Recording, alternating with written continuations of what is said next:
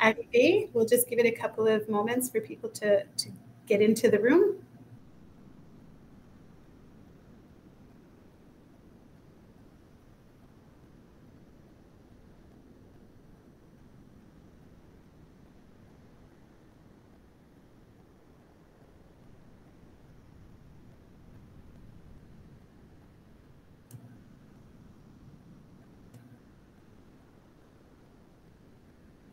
Alors, on va juste attendre quelques instants de surplus pour laisser les gens arriver à la fin de leur journée de travail.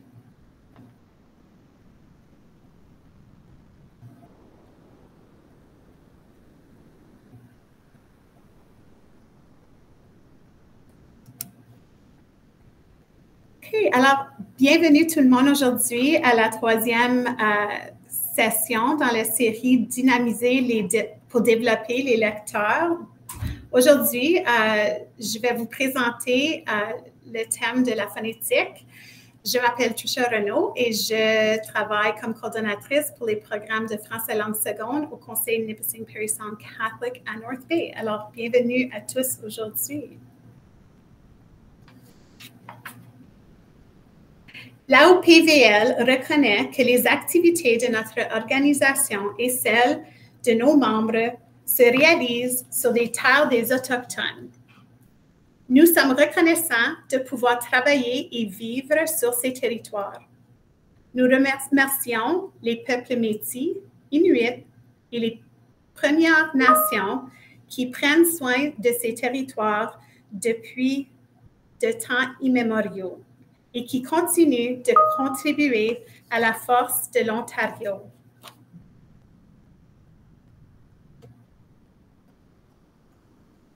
Et des collectivités de la province.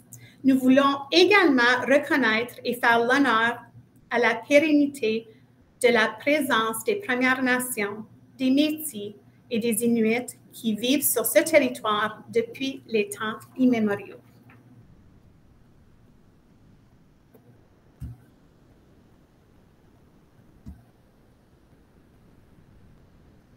Aujourd'hui, notre présentation se déroulera en français, mais nous vous invitons à parler, si vous voulez mettre votre micro, ou à écrire dans la boîte de dialogue en français ou en anglais à votre aise.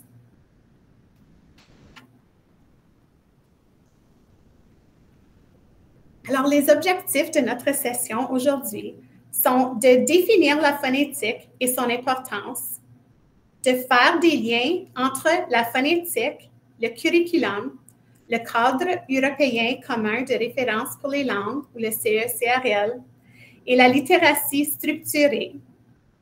Et finalement, explorer des stratégies et des ressources pour enseigner et consolider la phonétique. Alors, j'aimerais commencer aujourd'hui avec une réflexion. Alors, je vais prendre une petite pause et vous donner un instant pour réfléchir à ce que vous savez déjà sur la phonétique. Si vous êtes à l'aise de le mettre dans le chat, je vous invite à partager.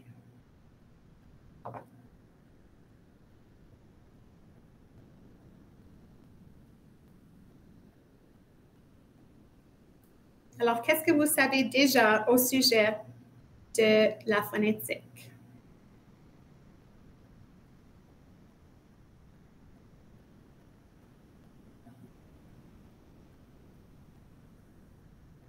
Alors, fusionner et segmenter sont importants. Oui, absolument.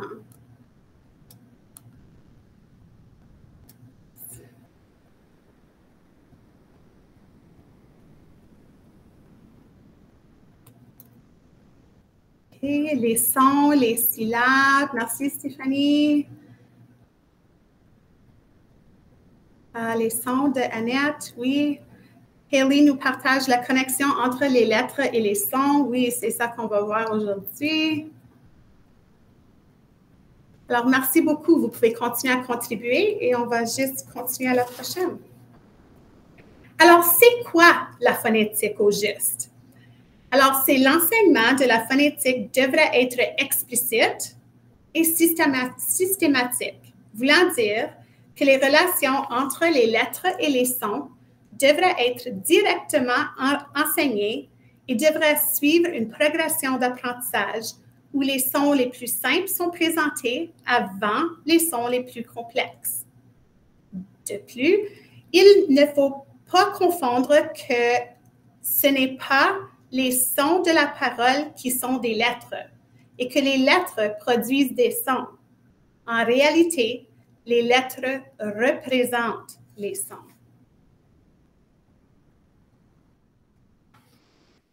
Ici, on voit une représentation du modèle Scarborough, tel que présenté par Hollis Scarborough, pour représenter la complexité à apprendre à lire. Toutes les composantes sont importantes, mais aujourd'hui, nous allons se concentrer uniquement sur la corde pour le décodage et le défrichage pour mieux comprendre le principe alphabétique et la correspondance entre les lettres et les sons, comme vous avez mentionné. Alors, pourquoi c'est important? L'importance de la phonétique ou l'importance de l'enseignement explicite des relations ou des correspondances graphèmes, phonèmes, ce qui est les lettres et les sons, est nécessaire pour que les élèves puissent atteindre des niveaux élevés à reconnaître les mots. De plus, l'apprentissage de la phonétique peut prévenir la faillite pour les lecteurs débutants, peut remédier les difficultés à défricher les mots chez les lecteurs plus âgés et aussi améliorer les compétences en lecture pour tous.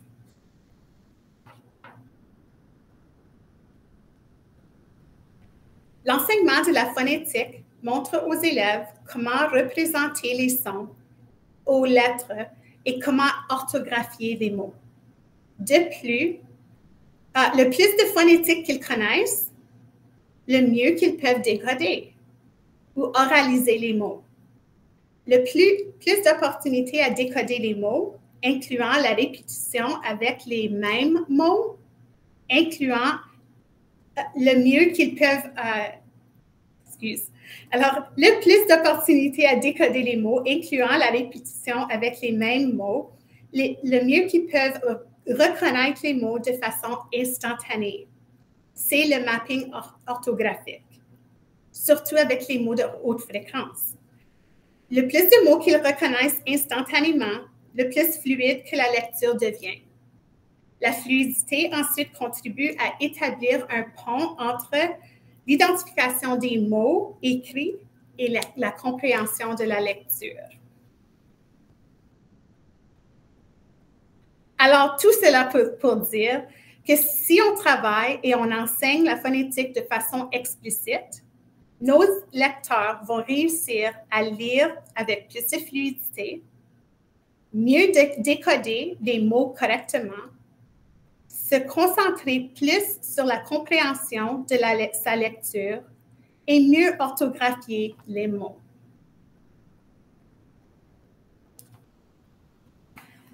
Alors, prenons une pause et ici, on va réfléchir à la question suivante. Je vous invite d'offrir vos pensées dans la boîte de clavardage. Comment enseignez-vous la phonétique à vos élèves?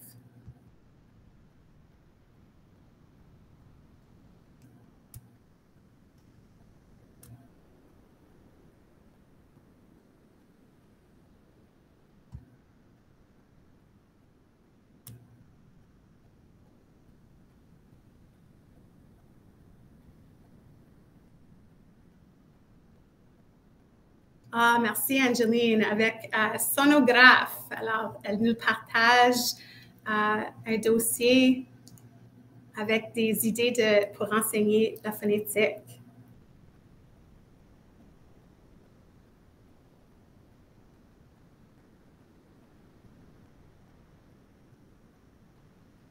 Je sais, des fois, ça prend du temps à taper. Alors, je vous donne une chance de mettre vos réponses. Des jeux de lettres et de syllabes. Merci, Lisa. La lettre vedette de la semaine de Stéphanie, lettres ou son des lettres avec les mots et les mots avec les lettres. Merci, oui. Bonne idée.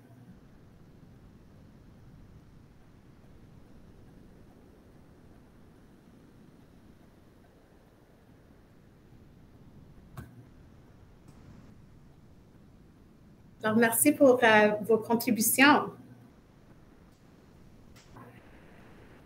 Alors, pour explorer la phonétique en plus de détails, nous allons considérer 3 principes: la connaissance des lettres, le système alphabétique et l'étude ou l'analyse des mots.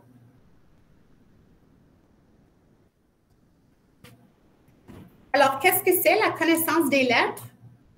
Simplement, c'est la capacité de nos élèves à connaître le nom des lettres et les sons que ces lettres de l'alphabet font en français. Évidemment, nos élèves qui apprennent le français comme langue additionnelle vont apprendre que les noms et les sons représentent. Excuse-moi. Alors, évidemment, les élèves qui apprennent le français comme langue additionnelle vont apprendre que les noms et les sons que les lettres représentent peuvent être pareils, comme par exemple avec les lettres L et les lettres M pour français et l'anglais sont pareils, ou ils peuvent représenter différents noms et sons.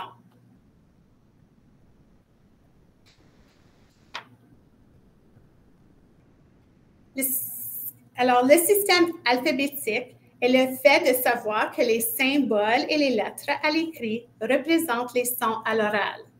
Alors, c'est l'alphabet ou bien les correspondances graphèmes-phonèmes. Ce qui est important lorsqu'on enseigne l'alphabet, c'est premièrement de suivre une progression, car il y a des correspondances lettres-sons qui sont utilisées plus fréquemment et ces correspondances vont aider à progresser la capacité de lire des mots simples plus rapidement. Cette progression peut quand même être flexible pour accommoder les besoins des élèves dans la classe. Les premiers à apprendre sont les correspondances graphèmes-phonèmes dans son nom et dans les noms de les amis dans la classe. C'est possible que nous devons apprendre la différence du C dur et du C doux plus vite si nous avons, par exemple, une Céline et un Carl dans la classe. Alors, on peut avoir de la flexibilité avec ça un peu. Reconnaître les lettres imprimées de plusieurs façons facilite la lecture pour les enfants aussi. Il faut savoir que nous allons rencontrer des lettres majuscules, des lettres minuscules, des textes manuscrits, des textes cursifs, ainsi qu'il existe des différentes polices. De plus, il faut être capable de reconnaître et différencier entre les lettres qui sont semblables, telles que le E majuscule et le F majuscule, ou le B minuscule et le D minuscule. Lorsque les élèves maîtrisent des correspondances graphèmes-phonèmes de plusieurs consonnes et voyelles, ils peuvent les utiliser pour identifier les mots écrits ou pour produire des mots écrits. La fusion et la segmentation phonémique n'ont plus besoin d'être pratiquées en isolement. En effet, ces habiletés phonémiques peuvent être couramment pratiquées dans le contexte de la lecture et de l'écriture des mots. Apprenez aux élèves à fusionner les sons des lettres lorsqu'ils identifient des mots écrits simples dans des textes ou des petits livres et à segmenter des mots et des sons lorsqu'ils sont en train de vraiment écrire ou orthographier des mots. La complexité des compétences peut ressembler à ceux que tu vois sur l'écran. On voit qu'il y a des correspondances graphèmes-phonèmes simples, des correspondances graphèmes-phonèmes complexes, des correspondances graphèmes-phonèmes qui impliquent plus que 3 lettres, 3 semi-consonnes du français, comme le OI, OI, le I, ILLE, le I, AIL. Et aussi, on va vouloir enseigner que la lettre E en position finale peut être représentée aux élèves comme étant une lettre muette qui sert souvent à faire chanter la consonne qui précède, pareil comme dans le mot banane. Au fur et à mesure que les correspondances graphèmes-phonèmes sont apprises, il faut amener les élèves à utiliser celles-ci pour identifier par décodage, c'est-à-dire oraliser ou dire les mots, avec les mots écrits isolés. Quelques activités pour pratiquer le décodage, c'est de oraliser des mots ou de décodage ou oraliser les mots écrits isolés. C'est en jouant des jeux pour composer des mots écrits en syllabes ou en graphèmes, avoir des opportunités de produire et fusionner les sons, des activités pour changer les sons des mots, construire des activités avec des tuiles ou des lettres magnétiques, chanter des chansons et réciter des comptines, offrir des élèves des opportunités pour regrouper des objets selon les sons simples ou les sons complexes. Et une autre activité, c'est d'avoir à manipuler les lettres magnétiques ou des tuiles lorsqu'ils sont en train de composer ou décomposer des mots. Une des stratégies qu'on peut utiliser aussi, c'est des boîtes Elkonen. Alors, ici, tu vois plusieurs représentations. Alors, on peut demander à l'élève, premièrement, de dire le mot. Alors, on peut dire « lac ». Ensuite, de compter les sons qu'ils entendent. Alors, ici, on peut utiliser soit des jetons, comme le rouge, vert et jaune, ou on peut se servir de nos doigts. Alors, « lac ». Ensuite, on encourage les élèves d'écrire les lettres ou de bouger les lettres magnétiques dans les boîtes. Ensuite, écrire le mot. Alors, comme vous voyez avec l'exemple de terre, herbe et ciel, alors des opportunités pour que l'élève puisse écrire. On peut ensuite utiliser ceci pour pratiquer à substituer en demandant à l'élève de changer le son « l » à « s ». Quel mot est-ce que ça nous donne? Sac.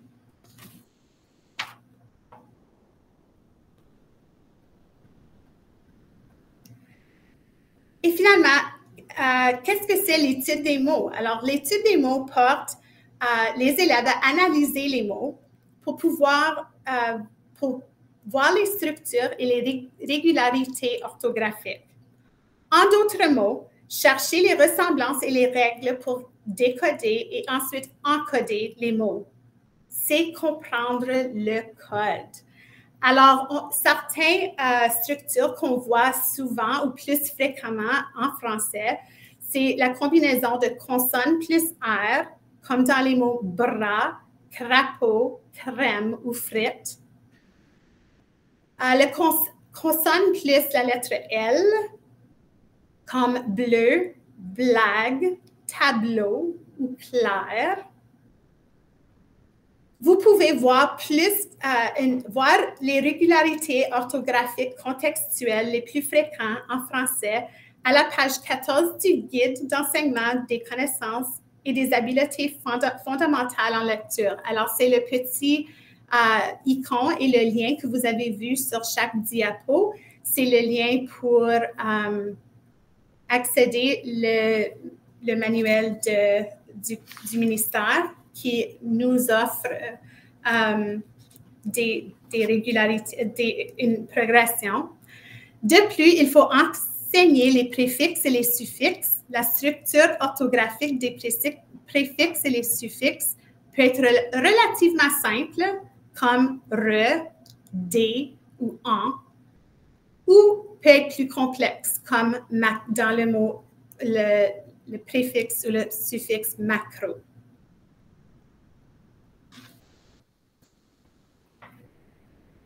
Voici quelques stratégies pour pratiquer.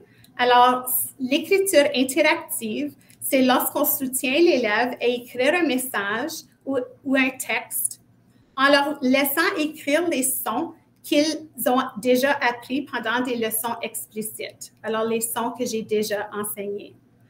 Ensuite, le prof peut remplir les sons complexes ou non enseignés pour l'élève. C'est ça la stratégie de l'écriture interactive, c'est de leur aider et leur soutenir. Ou quand vous pouvez aussi offrir des activités comme celui dans l'image avec des chaînes de mots. Alors ici, on a demandé à l'élève de trouver les lettres qui font ma, ensuite de changer ma à me à la, me à le, ensuite le à la, et ainsi de suite.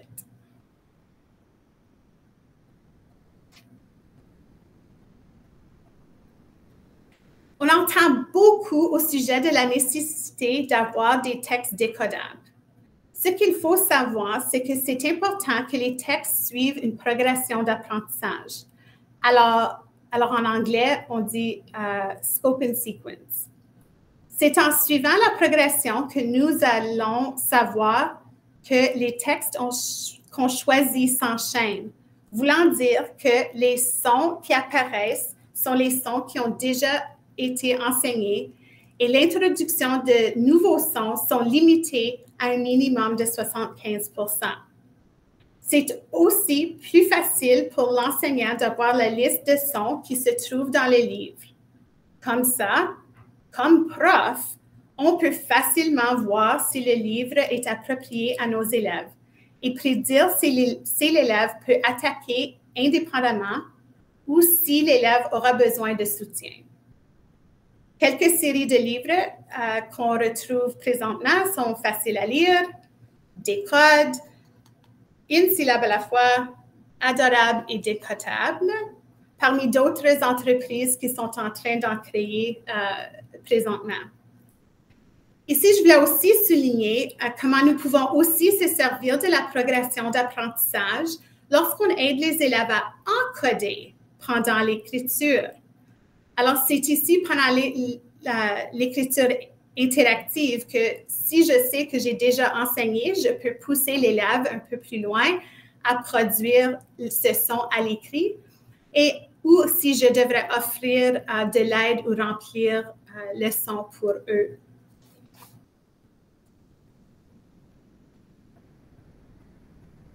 Alors, la phonétique, c'est pour qui?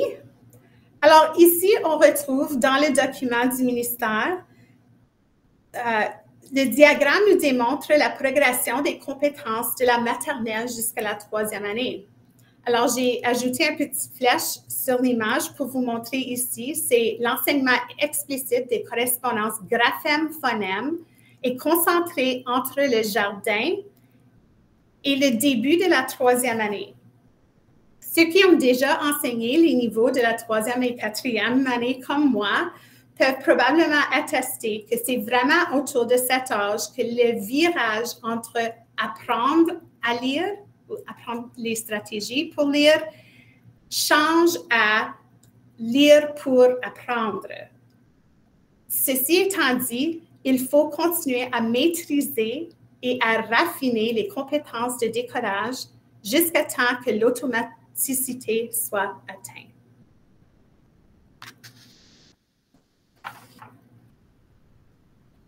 Alors, une autre petite pause ici pour vous demander la question. Que devrions-nous considérer à propos de la phonétique dans le contexte d'apprentissage d'une langue additionnelle? Alors, si vous voulez ajouter vos pensées dans la boîte de clavardage. Quelles sont les idées que nous devons penser particulièrement pour l'apprentissage d'une langue additionnelle?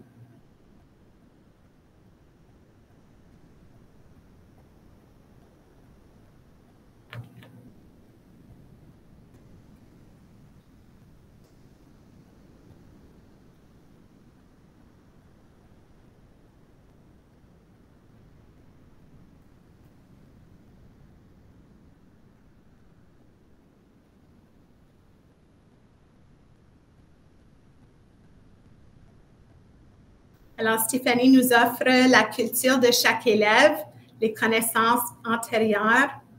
Merci. Ellie nous dit comment le français se rapproche à la langue maternelle. Oui, OK. Alors, c'est vrai, nos élèves n'arrivent pas avec aucune connaissance dans nos programmes de langue additionnelle. Ils ont des connaissances qu'on peut attirer de leur langue maternelle ou les autres langues qu'ils connaissent.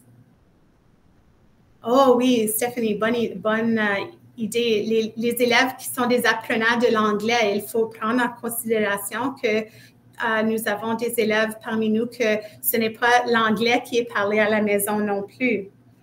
Alors, c'est vrai qu'il y a des similarités dans plusieurs des langues, surtout si c'est une langue alphabétique. Si ce n'est pas une langue alphabétique et tu es chanceux d'être capable de supporter l'élève, faire ces liens avec la première langue ou les autres langues dont les élèves parlent est très important aussi. Alors, Annette nous partage faire des liens avec les sons et d'autres langues. Oui, merci. Angeline nous partage articulation. Lisa, les sons E et I ou autres sons qui causent des confusions. Oui, beaucoup de bonnes idées ici.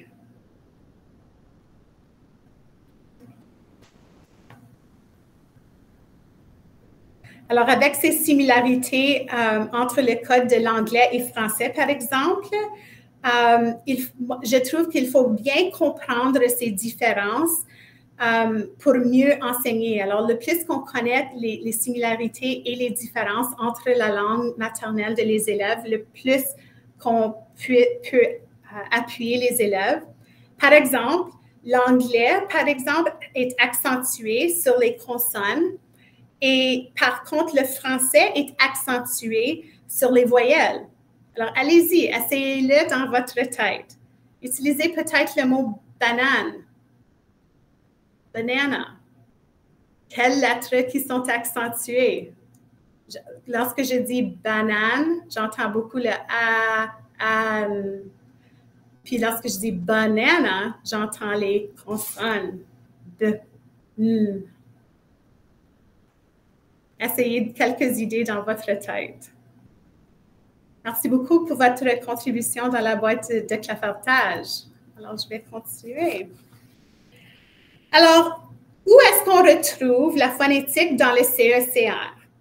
Alors, la compétence orthographique du CECR combine les compétences linguistiques de la maîtrise du système phonologique ou à l'oral et la maîtrise de l'orthographe à l'écrit.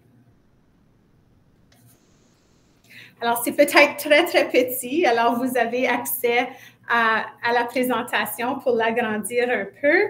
Alors, ici, nous pouvons voir les liens à la maîtrise phonologique. Mais c'est plus précisément géré à la production orale des sons de la langue. C'est quand même important de prendre conscience de ces descripteurs car la capacité de produire les sons est fortement liée au développement de la capacité à identifier et ensuite orthographier les mots. Alors, c'est logique qu'on retrouve après les descripteurs pour la maîtrise de l'orthographe. C'est ici que nous notons des descripteurs qui incluent la phonétique. Au niveau A2, l'élève peut écrire avec une relative exactitude phonétique, mais pas forcément orthographique. Ces mots sont des mots courts qui appartiennent à leur vocabulaire. Alors, ça, c'est le descripteur. Alors, ce qui veut dire que des erreurs d'orthographe existent, mais on peut les comprendre le message phonétiquement. Alors, pensez à la phrase « Le bateau est rose ». Et je vois que mon élève a écrit ceci. Le bateau avec un O est rose avec un Z. Alors, j'ai bien compris le message, même si les sons sont mal orthographiés.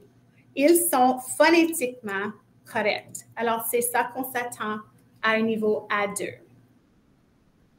C'est juste un simple exemple. Alors, la phonétique dans notre curriculum. Alors, la phonétique se retrouve dans le document ou le document cadre du curriculum. On le retrouve plutôt des stratégies qui connectent à la phonétique plutôt dans les exemples fournis dans et moins dans les attentes. Alors, ici, on voit quelques exemples. C'est juste des exemples tirés un peu ici et là.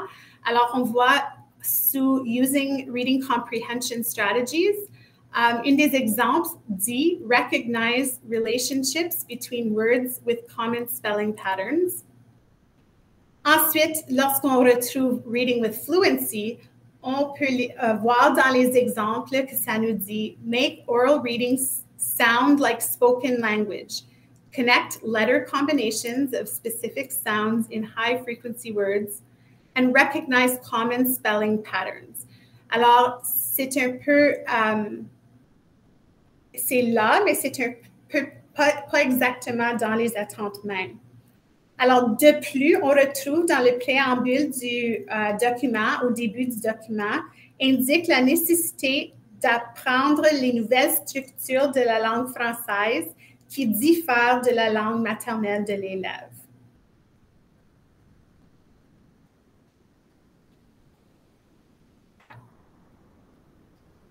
Alors, la prochaine question que j'ai pour vous, c'est comment voyez-vous la phonétique interagir avec les autres brins de la corde de lecture de Scarborough? Alors, je vais vous le laisser un instant et ensuite, j'ai l'image de Scarborough pour réapparaître. Alors, comment voyez-vous la phonétique interagir avec les autres brins de la corde de lecture Scarborough? Si vous voulez ajouter vos réponses dans la boîte de clavardage.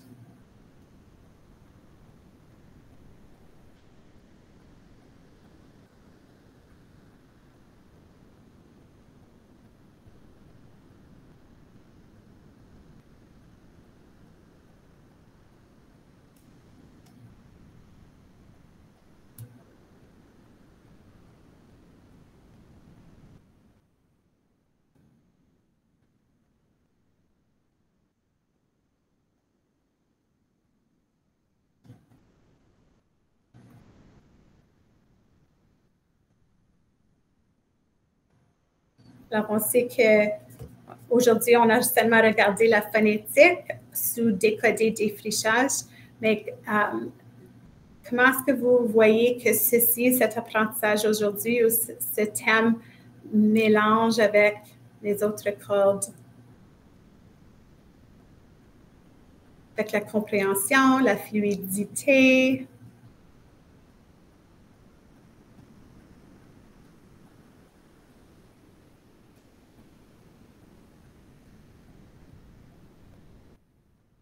J'ai de Stéphanie, ça se passe en même temps que les autres brins. Okay.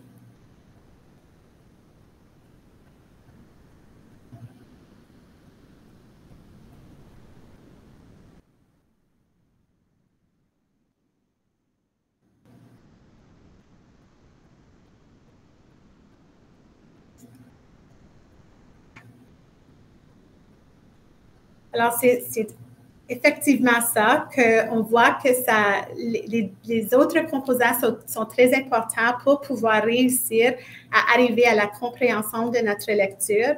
Mais c'est aussi important au début qu'on est capable d'enseigner explicitement les sons et les correspondances des sons avec les lettres de l'alphabet. Mais il faut aussi être capable de jouer avec les mots, faire la fusion des mots, segmenter les mots, va nous arriver à la compréhension et la fluidité en lecture. Alors oui, ils sont tous importants. Merci Stéphanie.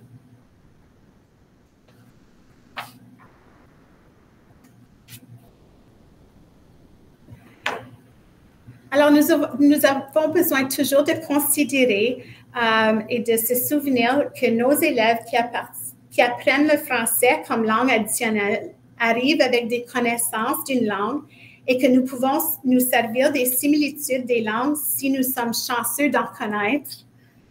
Par exemple, si c'est une langue alphabétique, les lettres sont pareilles, mais portent des noms et des sons peut-être différents.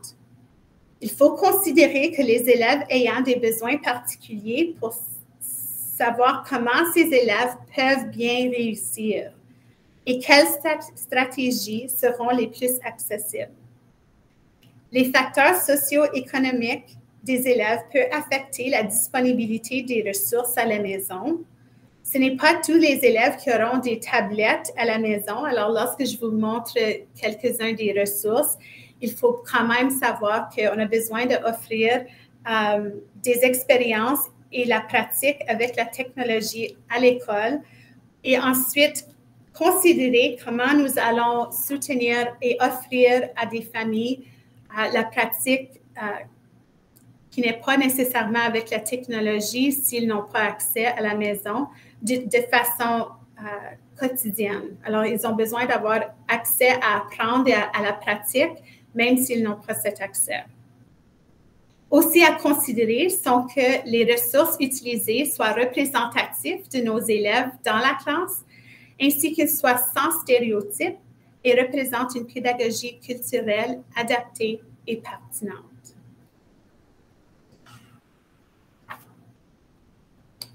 Alors, voici quelques idées des ressources pédagogiques que vous pouvez explorer pour votre apprentissage. Ce sont aussi ceux que je me suis fiée et servie pour préparer la discussion d'aujourd'hui. L'enseignement efficace des connaissances et des habiletés fondamentales en lecture est une bonne base pour bien comprendre les messages du ministère en éducation, ce qui est la communication la plus récente au sujet de l'enseignement de la lecture, et c'est celui en jaune, et le lien est là pour vous. Enseigner la lecture, ce n'est pas une science infuse, alors ça c'est à la droite, vous voyez la fusée. C'est originalement un texte par Louisa Moats et traduit par Michel Minard-Corriveau, nous offre une bonne lecture au sujet de la littératie structurée. Building Competent and Engaged Readers in French Immersion par le Greater Essex School Board offre des explications faciles à comprendre et une richesse de vidéos pour offrir des exemples concrets en salle de classe. C'est excellent si vous n'avez pas exploré encore. Et ensuite, l'Association internationale de la dyslexie de l'Ontario nous offre aussi des idées pour notre apprentissage professionnel.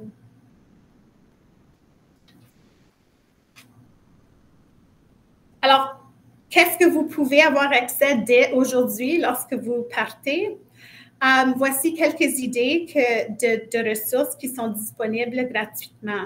Alors, Michel Minard-Corriveau de l'Université Laurentienne et Alexandre Mador du Conseil scolaire Nouvelon, tous les deux de Sudbury, offrent leurs ressources gratuitement qui s'appelle AlphaGraph avec Réussir sur Google Drive ou Teachers Pay Teachers, dépendant de ce que vous avez accès à votre conseil. Graphon et Kalulu sont aussi disponibles à télécharger gratuitement. Graphon étant des PDF, et Kalulu est une application avec des activités pour les élèves. En connaissez-vous d'autres? Si vous avez d'autres idées de ressources que vous avez, vous pouvez utiliser la boîte de clavardage pour partager avec tous les participants.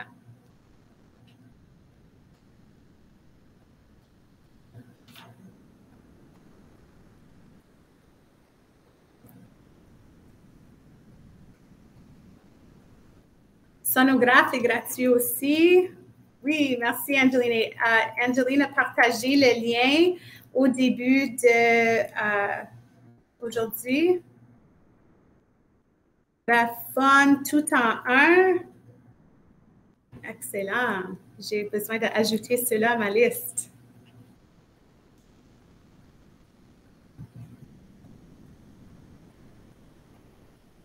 Merci. Alors, une dernière question pour vous. Alors, quelles ressources et stratégies allez-vous essayer?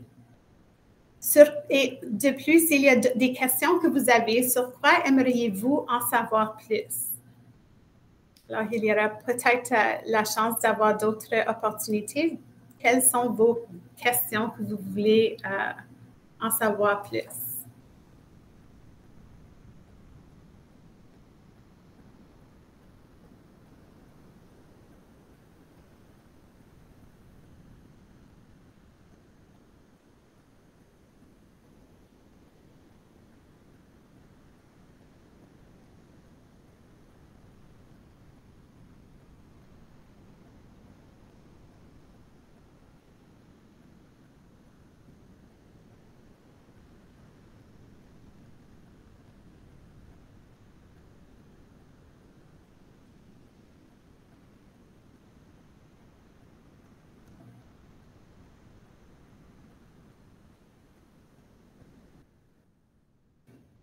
Stéphanie nous partage « J'aime bien l'activité sur le tableau blanc où les élèves écrivent les syllabes, style dictée, mais en petits groupes. » Oh, bonne idée.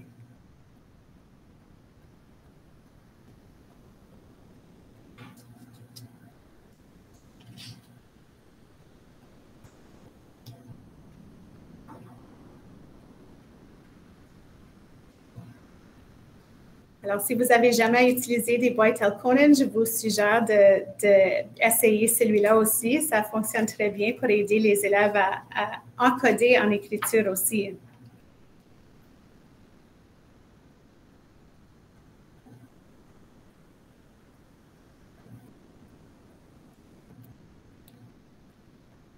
Alors voilà ce qui termine la troisième présentation de la série Dynamiser pour développer les lecteurs. Si vous avez manqué les 2 premières sessions, ils seront disponibles sur le site web d'AOPLV. À ne pas manquer sont les présentations la semaine prochaine, lundi, le 29 ou 29 mai, au sujet de la compréhension de la lecture. Et finalement, mercredi, le 31 mai, au sujet de la fluidité en lecture.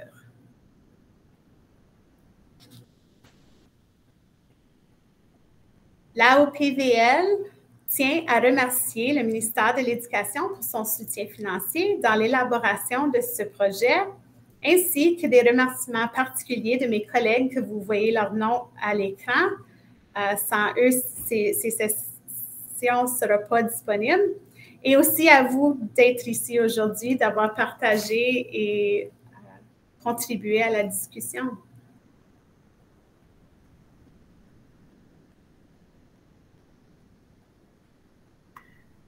Alors, merci beaucoup, Trisha. On a bien aimé cette session et j'espère que tout le monde a bien apprécié toutes les connaissances que Trisha a partagées. Merci beaucoup. Merci, Angeline.